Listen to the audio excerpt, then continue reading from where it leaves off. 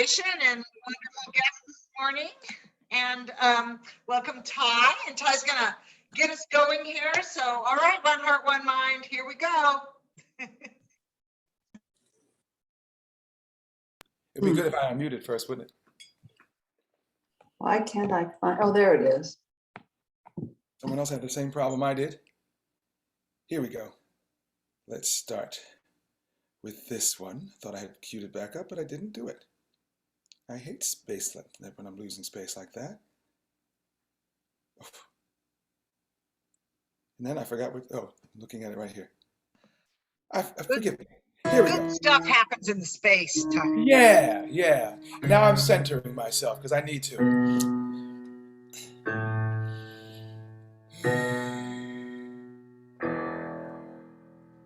You bring your day, I bring my night. You bring your love, I bring my light. We are the earth, the stars and sun, and all are one. You bring your thoughts, I bring my words. We are the sea, the song of birds. We fly, we dance, we crawl, we run, and all are one. Immersed in God, where all our love. Immersed in love, where all our God. You bring your joy, we brightly shine. With all our flaws, we are divine. And at the end, we've just begun, and all are one. You bring your day, I bring my night. You bring your love, I bring my light. We are the earth, the stars and sun, and all are one. Immersed in God, where all our love. Immersed in love, where all our God. We bring our joy, we brightly shine. With all our flaws, we are divine. And at the end, we've just begun, and all are one. You bring your day, I bring my night. You bring your love, I bring my light. We are the earth, the stars and sun, and all are one. Immersed in God, where all our love. Immersed in love, where all our God.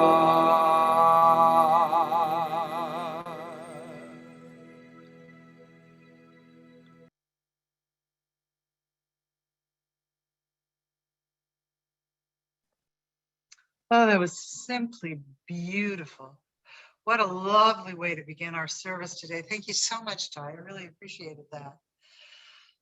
And our practitioner of the day is Robert Brown, coming to us from Ajijic, Mexico. Did I say that right? Yes. See. See. Good morning. Good morning. Hola and buenos dias de Ajijic. So we're going to do our opening prayer. And although I'm saying the words, we're all praying together.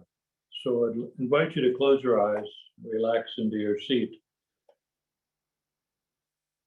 and come together in consciousness, come together in oneness, where we always are, where we spend our entire lives in consciousness and in oneness.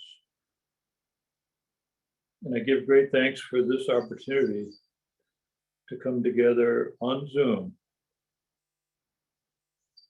to celebrate that oneness, to celebrate our togetherness, to celebrate the science of mind and spirit and its principles and practices.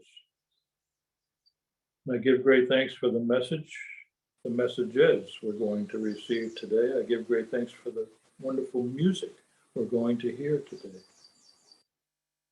So I release my words into the law, knowing that they are done as stated. And together we say, and so it is. So it is. I can hear that bird praying along with you, Robert. It's beautiful. And here is your fabulous quote. So the quote of the day is from who else but Ernest Holmes. I seem to get a lot of my quotes from him. And he said, life is infinite energy coupled with limitless creative imagination. It is the invisible essence and substance of every visible form. Its nature is goodness, truth, wisdom, and beauty, as well as energy and imagination. Our highest satisfaction comes from a sense of conscious union with this invisible life. All human endeavor is an attempt to get back to first principles, to find such an inward wholeness that all sense of fear, doubt, and uncertainty vanishes. When I read this quote to Maureen this morning to tell her what I was going to be reading, she said, boy, he pretty well covered everything. So let's take a moment to go within, to go into the silence within and contemplate and find that inward wholeness that Ernest speaks of. Contemplate the banishment of any fear, doubt, or uncertainty from our conscious and unconscious minds.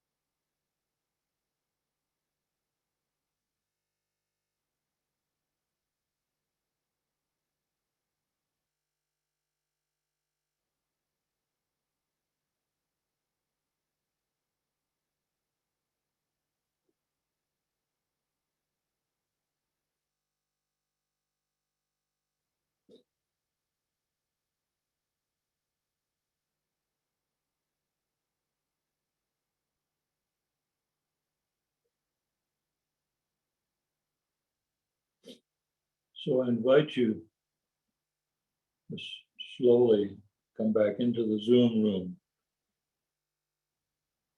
knowing that we are all one with God. And let's say together February's affirmation. Today, I know in the depth of my heart that I am one with God. I feel the presence of the divine glowing within me. I feel its love guiding me forward with ease and grace. I walk confidently in the light of divine love. I am one with God. God is one with me. And so it is. And now we'll hear another beautiful song from our guest musician of the day, Ty. Okay. Let's get this one ready.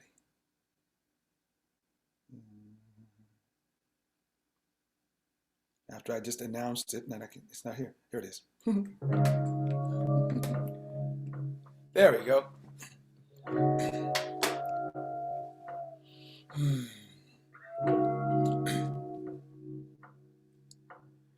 There's a feeling of expansion in my chest. There's a knowing that this day will be my best. There's a quiet voice that speaks above the rest. It's spirit rising. There's a rumble in the earth beneath my feet. There's a knowing that I'm perfect and complete. There's a light in me that darkness can't defeat. It's spirit rising. Untie the ties that bind you. Let spirit just unwind you. Let the light remind you of who you are. Surrender to the feeling. Spirit is revealing. Freedom has no ceiling. Yes, you'll go far. You'll go far. You'll go far.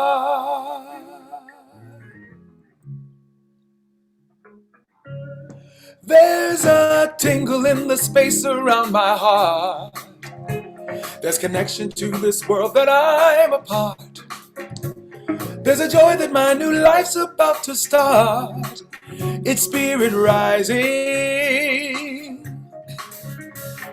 A joy that my new life's about to start. Spirit rising. Rising. Rising. Rising.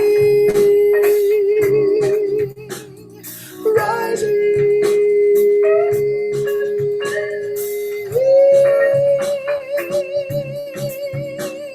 Lifting me up, setting me free, yeah, spirit rising in me, lifting me up, setting me free. Sing along. Spirit, muted though, guys.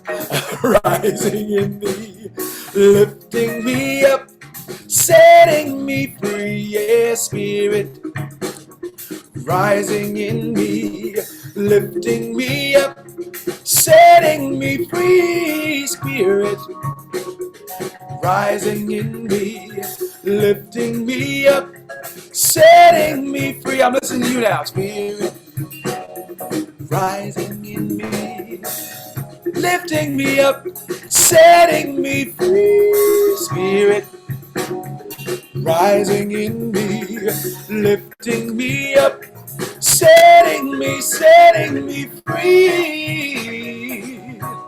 Setting me free. Setting me free. Free. Spirit rising in me, lifting me up, setting me free.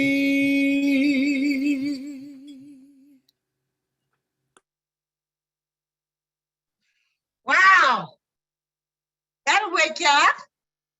That'll roll your socks up and down. That was wonderful. Thank you so much. I feel very uplifted, very ready to speak to you about today's topic. So, that's always a good thing. So good morning and welcome to One Heart, One Mind, Center for Spiritual Living's online Sunday service. And this week we continue to explore our monthly theme, our inner life. That's the place where everything begins. You know, and last week I invited us to take an inward journey into our connection with Source. Now not just to think about this loving presence within us, but to feel it. I invited you to feel love, to feel that loving reality of life. I invited you to embody it. You know, and last week I also quoted Ernest Holmes, our founder, who said, and I'm paraphrasing here, he said that we're thinking of God as a universal principle. And then he said that we lose something if we only look at God as a universal principle or a law. He called it an infinite it. You know, and Holmes said that we cannot, let me see if I can, we cannot derive much comfort, pleasure, or joy from talking to a principle, even though there's benefit in understanding a principle. But if we only understand the divine with our intellect, we lose our personal connection. We lose the feeling in the experience of the divine. So I invited you to this week daily cultivate and nurture a very personal and intimate relationship with this divine presence. And I talked about doing that through the pathway of our heart, through our feeling. You know, we go within and we connect with this presence in the silence of our own being. I heard that line in Ty's song about going in and I think Robert said that too. In the silence of our own being is where we encounter that presence. And the more and more familiar we become with this loving presence, the more we begin to know who we are in relationship to this presence. And as we do that, we learn that we can actually consciously participate with this presence. You know, we begin to know that this presence, it is the only power. It's not just a power, it is the only power, and that we are one with it, and that we can participate with it consciously because it is all that exists and it is within us. So that's our focus this morning. This morning's message is pause and find the cause. You know, in Science of Mind, as you know, we teach that this indwelling presence is the active aspect of God. It is the cause to all creation. This presence is the idea, or we often call it the seed that begins the process of creation. But there is also a passive or receptive aspect of God that takes this original idea or seed and puts it into action. It moves it, brings it into motion. We call this creative law. And through law, it manifests itself into form and experience, everything in our physical world. Law takes cause and it makes practical use of the spiritual power. And in our oneness with our source, this power is our power too. And there is a cause to every effect that we experience in our lives. And I don't necessarily think that we have to know exactly what event or circumstance was the original cause of what we experience in our lives, because cause becomes the repetitive pattern of thinking and feeling that develops over time. You know, maybe an event happened, but we relive that event over and over, and our thoughts are the same about the event. It sparks the same feeling, and pretty soon we have this loop of thinking, feeling, being, and that becomes the cause, this repetitive pattern of thinking and feeling. And it eventually becomes a part of our body. We eventually embody this cause. You know, it's sort of like a song that goes off in your head, plays in your head, and you don't even know what started it, but it plays all by itself and you don't even have to think about it. Well, so does this cause, this thinking, feeling, being pattern play all by itself. But the good news is, and I suppose that is pretty good news actually, if we have the same power as the divine within us, the power of God, then we can change. We can change this pattern. We can create something new. So here's a question. How many of you would like to change something in your life?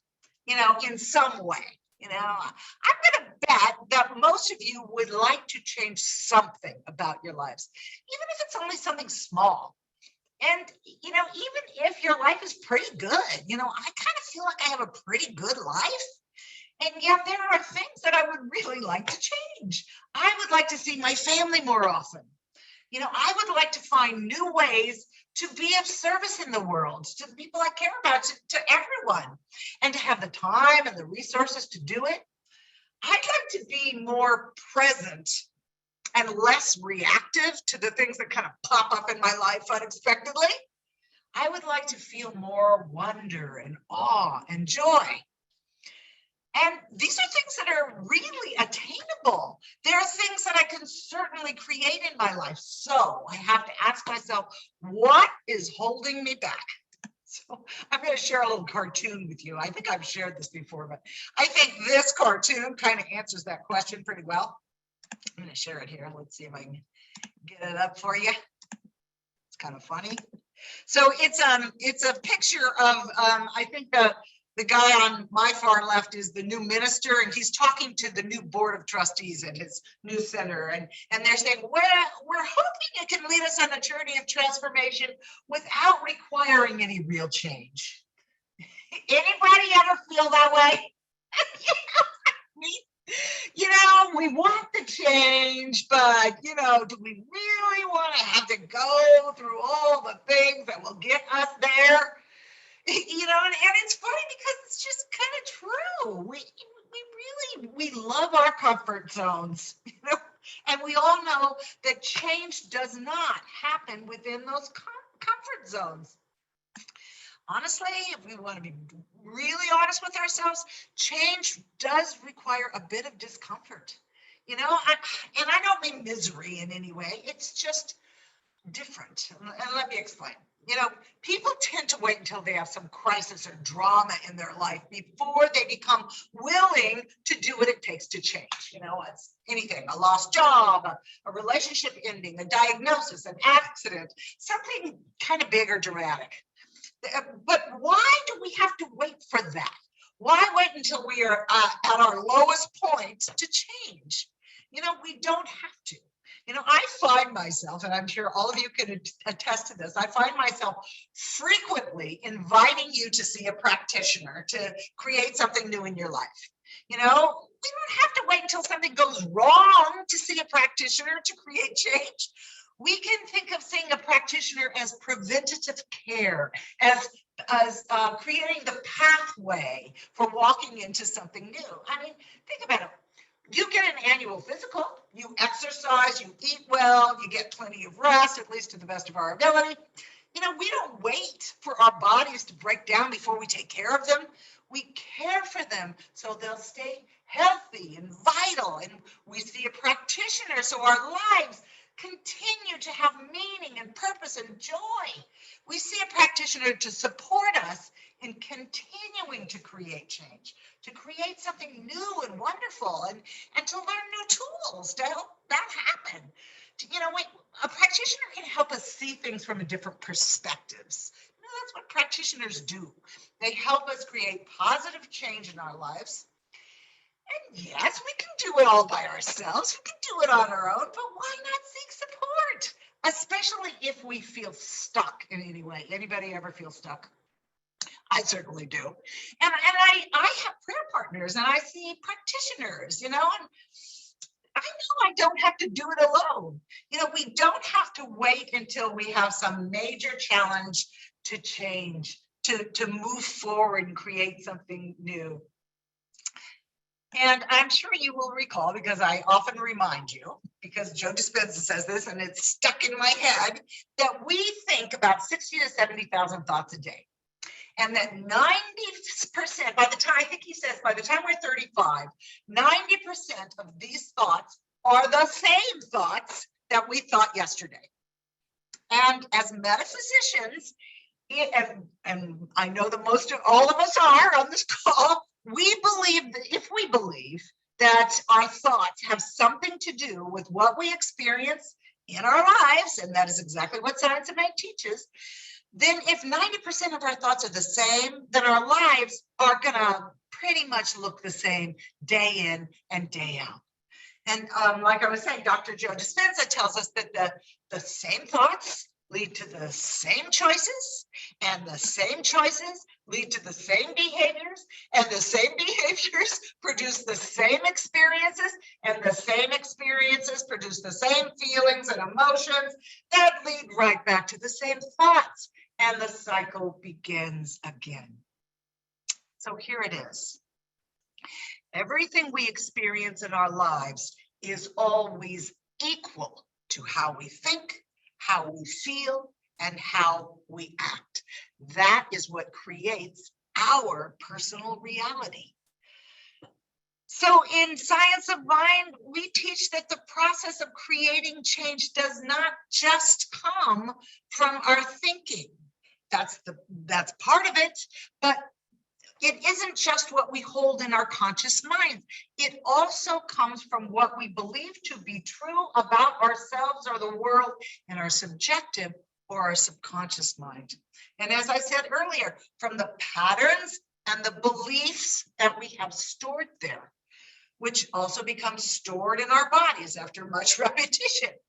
These patterns become who we believe we are, and we demonstrate who we believe we are. And sometimes these patterns and beliefs have become so internalized that we aren't even conscious of them, but they still drive our lives.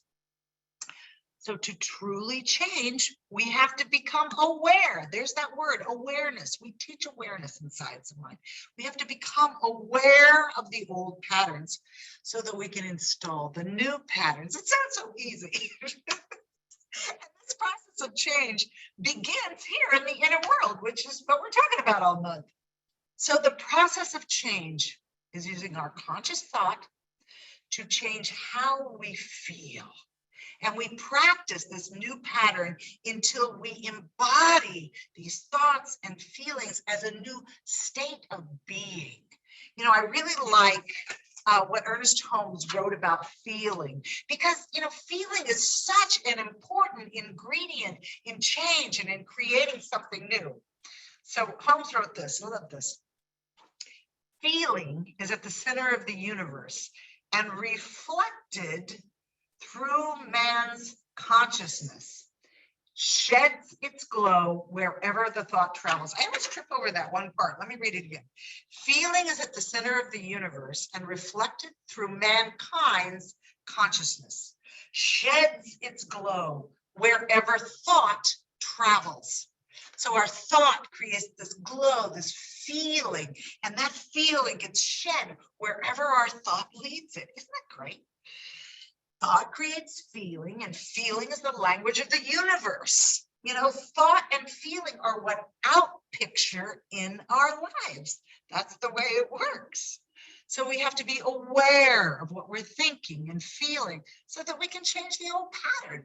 And sometimes we get so used to not feeling so great most of the time. I used to say, you know, you have that quiet river of misery running in the background. I don't go quite that far anymore, but sometimes we get used to not feeling so great, or we start listening to that internal voice that talks negatively about ourselves, you know, and these thoughts and feelings can kind of go unnoticed, and they can actually become our normal. And to create change, we have to notice them.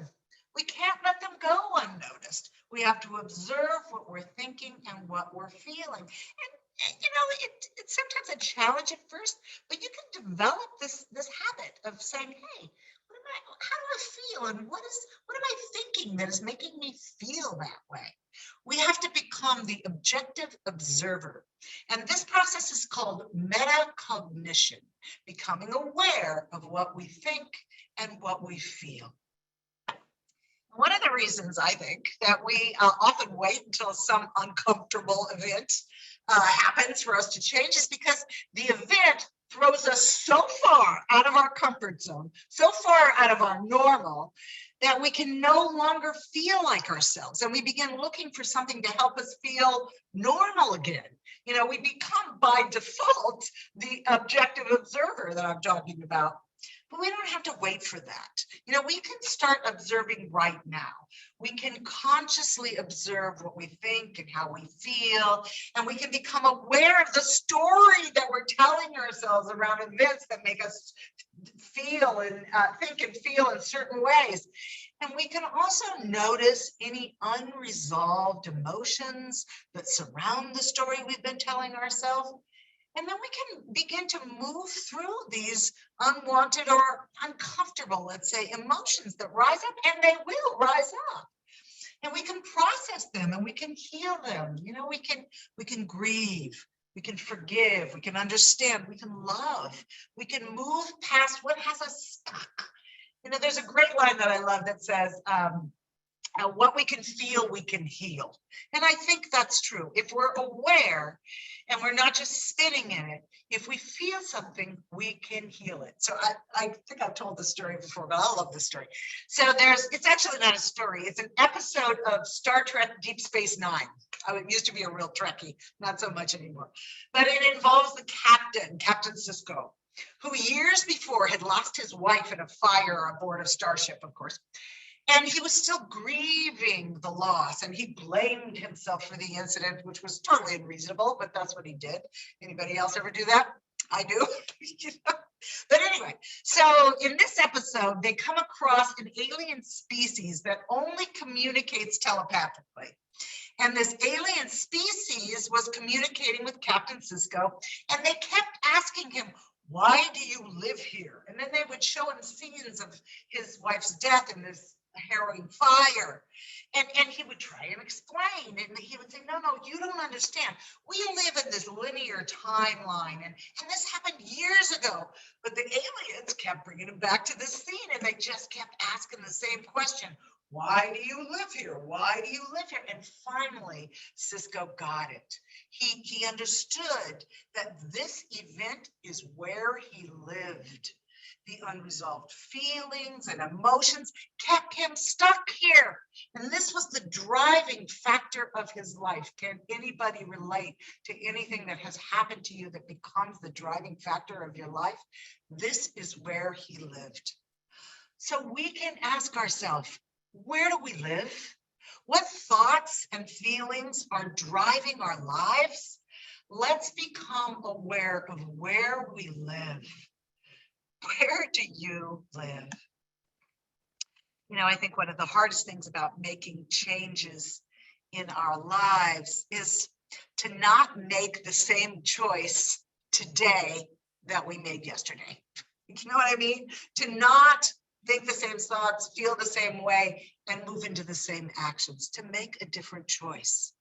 And the reason that change is inherently uncomfortable at first is because the moment we decide to do something differently, the moment we decide to make a choice that's different, it's going to feel uncomfortable. Actually, it isn't uncomfortable, it is unfamiliar. There will be that element of uncertainty, and we'll feel like we can't predict the next moment, and then we'll feel a bit out of control. And that is uncomfortable for us as human beings. We like to be able to predict the future. And it's going to be unfamiliar. But let's just know that until that new thought, feeling, state of being becomes embodied in you, it's going to feel different and unfamiliar. But that's okay. You know, what we did a while ago, we did a class on the art of uncertainty, being comfortable with being in that space. And I love that line. I think I've said it too many times, but when nothing is certain, anything is possible. Don't you love that?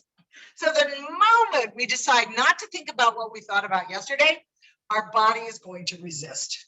Because remember, we've developed this thought, feeling loop over a period of time, and our bodies have become conditioned. They've habituated this pattern. And if we try to change it, our bodies resist. And as soon as we begin to focus on new thoughts and new ideas, that's the moment that our body wants to cling on to what they know. They want to keep us in the familiar. And I'm sure you can relate to this. We'll start to hear that chatter in our mind. You know what chatter I'm talking about. Don't start that today. You can do it tomorrow. This is too hard. This is going to take a long time. I don't want to wait forever to get results, and on and on and on. You know what I mean. But here's the moment. Here's the moment that we can step back and become the conscious observer.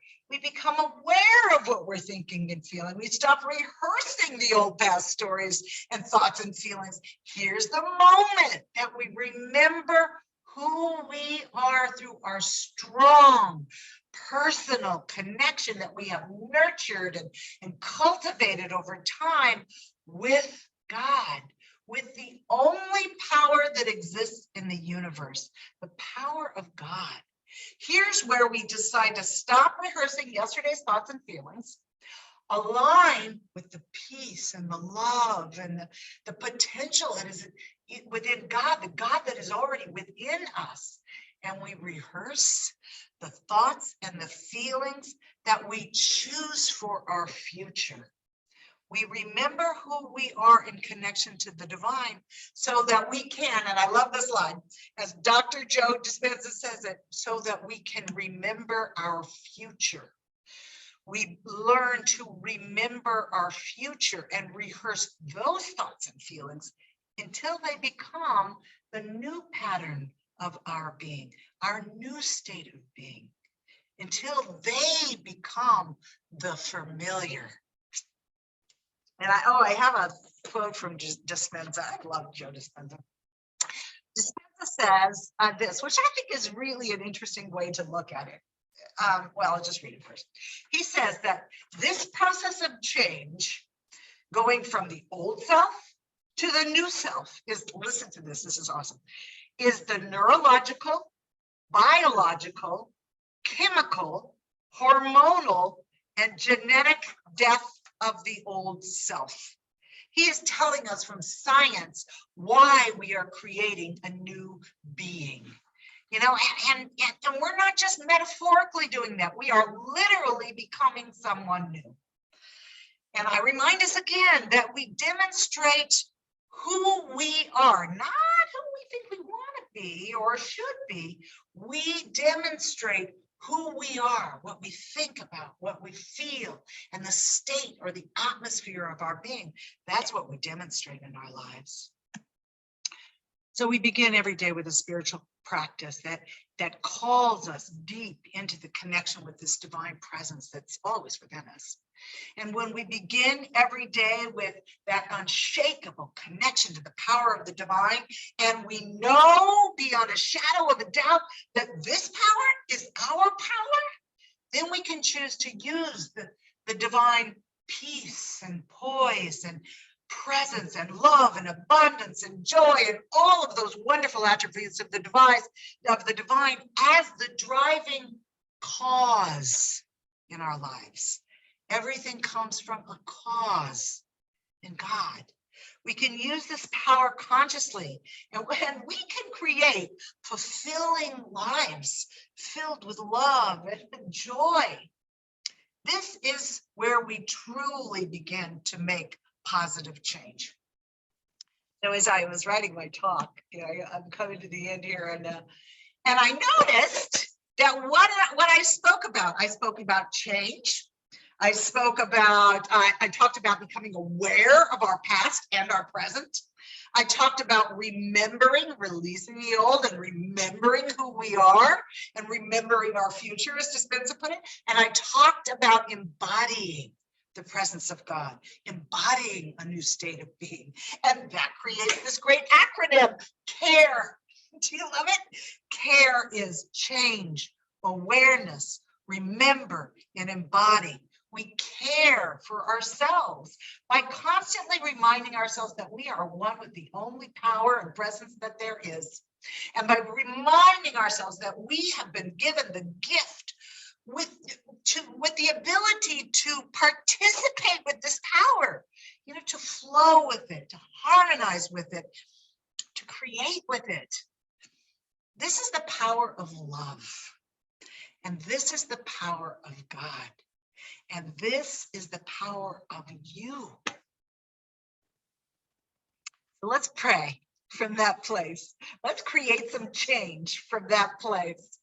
So let's take a nice deep centering breath in, knowing that we are one with this power.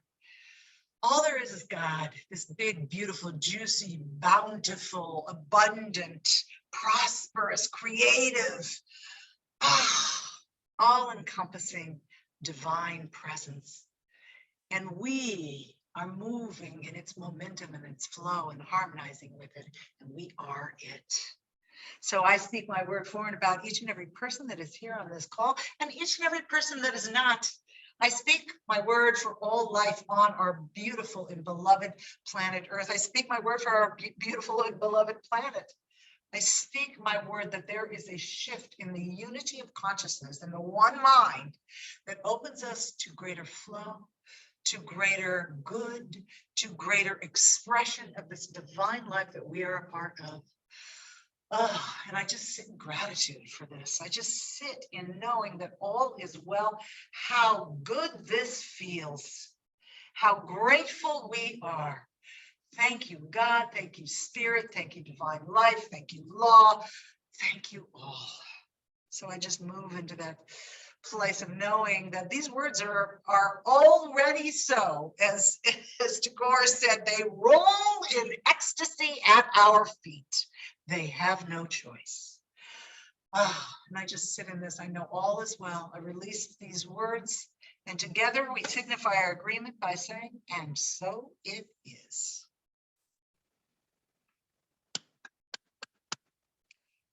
Woo! That was big. Oh my goodness. Okay, I'm gonna have to get my bearings because prayer kind of knocks me out of my body.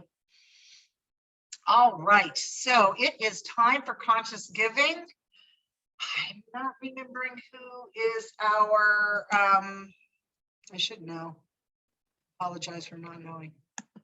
Let's see, who is our prayer today? Oh, it's Rob. Rob, would you feel okay about doing our sacred giving? Oh, okay, absolutely. I don't think about this, but let's see if I can wing it here.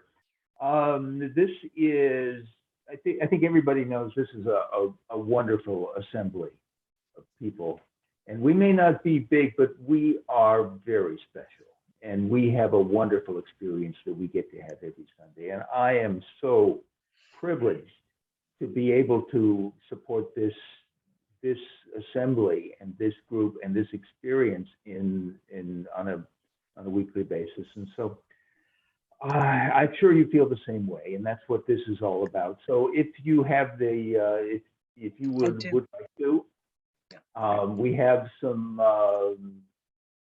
verbiage up here. Oh yeah, that's how this works. I talk about the two primary ways. We got one holdout Tisely contributor, but pretty much everybody either gives on Venmo or they send their checks into Jim Massapus, and his address I think is maybe available in the chat, or if you ever have any trouble, just speak your word and let us know, and we'll get you the address. The Venmo app is the easiest thing to do, and it doesn't cost a dime if you connect it to your bank account. And so that's how I give, and that's how most people give. I know that for a fact. So and I'm always a little bit, I always feel a little safer knowing that it's PayPal, because I kind of trust PayPal. Yeah. Venmo? You mean Venmo? Yeah. Yes, Venmo is part of PayPal. Oh, okay. Yeah, exactly. So anyway, we're going to do the next screen is our giving affirmation, which is right there. Oops. What it says as I make room on my. Okay, I got it. And if you could say this with me, I recognize that all supply flows from the divine givingness of spirit. My gift is a continuation of this divine flow. I give and receive from this infinite supply. I give in faith, in love, and in joy. And it flows back to me in kind. And so it is.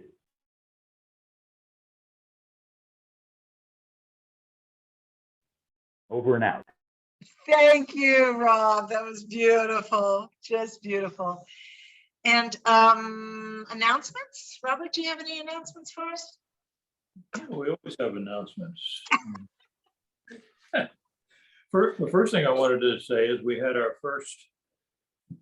our inaugural Friday evening Zoom cocktail party for One Heart, One Mind this past Friday. We had a pretty decent attendance and we all enjoyed it, I believe. I know I did. And we've decided we're going to have one every other week. So the next one will be at 6 p.m. Pacific time on February 25th, which is the 2 weeks from this past Friday. This week, we've got the regular Monday evening prayer group at 6 p.m. Lasts about 20 to 30 minutes, and it's a silent prayer for one heart, one mind, and whatever other thing that you want to pray for.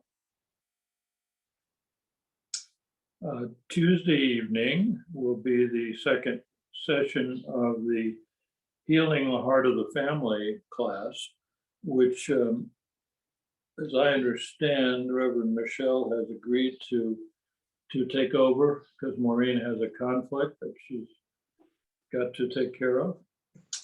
So it's going to be, we're going to finish it up with gratitude and forgiveness. Okay, am I doing the whole thing or am I just doing the end? I'm doing the whole thing. I won't be there. You're Oh, doing- you won't be there at all. Oh, okay, I misunderstood your email. That's fine. I'm good. And I won't be either. So otherwise I'd have agreed to do it too. So anyway, that's Tuesday evening. We don't have anything this Wednesday. And when is that? I just wanted to give an alert for that heart math presentation. I found a woman from HeartMath who is also trained in Joe Dispenza's teachings. And so on March 16th, she's going to give us a presentation with some of the HeartMath material, but mostly Joe Dispenza's. So I'm looking forward to that. And her name is Judy Hirsch, and I'll have, she sent me a bio and a description of the presentation, and I'll put that in the e-newsletter this week. And this heart math stuff is really interesting and really useful, and dovetails very nicely with our teaching. So I encourage all of you to attend it. And you got plenty of time to prepare for it. So I believe that's all the regular announcements we have, other than to encourage you to use a practitioner. There's a bunch of us and we are extremely underutilized. So give us a call, send us an email, send us a text, ask for prayer, and we will be happy to provide it for you. So I like the way Rob puts it. He says to call in the cavalry. right.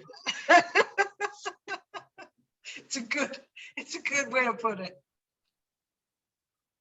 Well, I like to call in the infantry too, but anyway, that's it for the announcements. All right, then Rob is going to give us our benediction, and then Ty's gonna sing us out. And Morgan and I decided that Ty, as far as singing us out, you're our favorite singer outer. So anyway, thank you back at you. And so we take this opportunity just to go within and feel the God that we can feel anytime we feel like it. And knowing full well that as Michelle said, we can change how we feel. We can change how we feel anytime we How do we want to feel? Quite frankly, we want to feel better and better and better, because the cool thing about God is that with living within God, we can choose to feel better today and better than that tomorrow and better than that the day after. And how long can we keep that up? Ladies and gentlemen, we can keep that up for all eternity. That is the wonder of living in the universe of God, living in the neighborhood of God. And quite frankly, God is a wonderful neighborhood to live in. God is the absolute best possible universe and neighborhood to live in. And I am so grateful for me and for you and for all of life. I am so grateful that we have this opportunity to just have a great time. I give my thanks for this. I release my word, and together we say. And so. So it is. Thank you. That was beautiful, Rob. All right, Ty. All right. I want to take you out with a song that isn't mine. Let's start that again. You can play the game and you can act out the part, though you know it wasn't written for you. But tell me, how can you stand there with your broken heart, ashamed of playing the fool? One thing can lead to another. It doesn't take any sacrifice. Oh, father and mother, sister and brother, if it feels nice, don't think twice. Just shower the people you love with love. Show them the way you feel. Things are gonna work out fine if you only will. What I'd like to do to you, shower the people you love with love. Show them the way you feel. Things are gonna be much better if you only will. You can run, but you cannot hide. This is widely known. Now what you plan to do with your foolish pride when you're all by yourself alone? Once you tell somebody the way that you feel, you can feel it beginning to ease. I think it's true what they say about the squeaky wheel always getting the grease. It's better to shower the people you love with love. Show them the way you feel. Things are gonna work out fine if you only will. Do as I say, yeah. Shower the people you love with love. Show them the way you feel. Things are gonna be much better if you only will.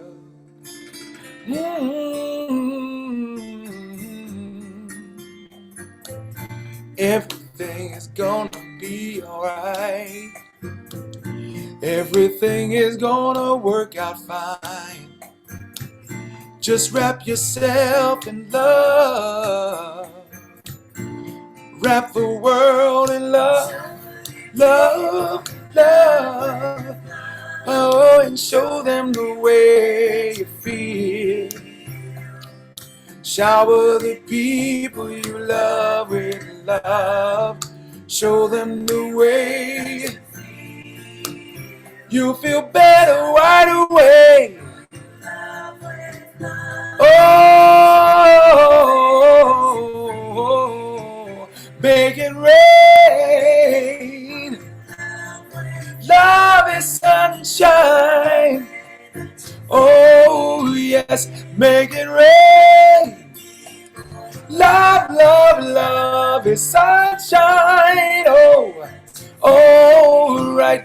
Oh, everybody shine. Shower the people you love with love. Love can heal the world. Love will heal the world. Love will heal the world. Shower the people you love. Feel. Shower the people you love with love. Show them the way you feel. Shower the people you love. Yeah. Oops. You picked the best songs. I thought you'd like that one. And I'm a huge James Taylor fan. Huge.